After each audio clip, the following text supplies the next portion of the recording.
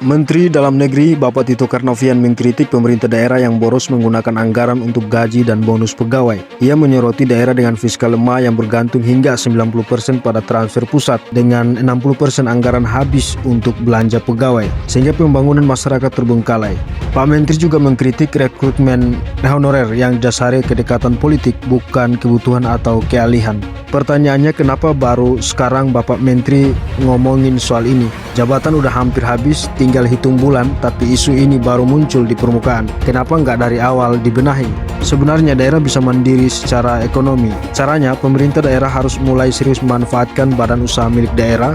BUMD ini adalah salah satu aset daerah yang sering diabaikan potensinya. Kalau dikelola dengan baik, BUMD bisa menjadi sumber pendapatan yang besar bagi daerah tanpa harus terus bergantung pada transfer pusat atau bantuan swasta. BUMD harus diarahkan untuk menggali dan mengembangkan potensi ekonomi daerah. Harusnya BUMD sudah menjadi motor penggerak ekonomi daerah dengan memanfaatkan anggaran transfer pusat itu. Bayangkan kalau sektor perikanan, pertanian hingga tambang di daerah dikembangkan dengan optimal melalui BUMD, kita bisa menciptakan lapangan kerja baru, meningkatkan PAD dan mendorong kemandirian ekonomi daerah. Indonesia kaya akan sumber daya alam, tapi yang kita lihat seringkali potensi ini tidak dimaksimalkan. Pemda sering lupa bahwa pembangunan ekonomi tidak hanya soal infrastruktur fisik, tapi juga soal membangun sumber daya manusia dan alam secara berkelanjutan. Sektor perikanan dan pertanian juga patut menjadi tulang punggung ekonomi daerah yang kaya akan sumber daya alam ini.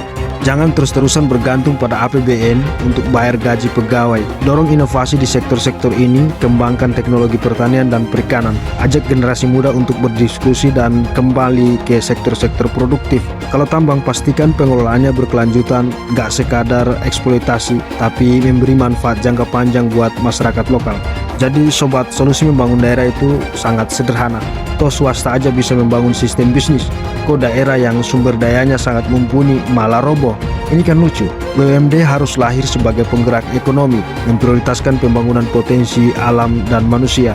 Kita butuh daerah yang mandiri, inovatif, dan punya strategi jangka panjang. Dan untuk pemerintah pusat, reformasi ini harusnya dimulai dari awal masa jabatan, bukan di penghujung waktu. Akhirnya kan begini, anggaran habis buat bayar gaji, sementara potensi ekonomi masih terus terbengkalai. Rakyat masih terus menderita di tanahnya sendiri.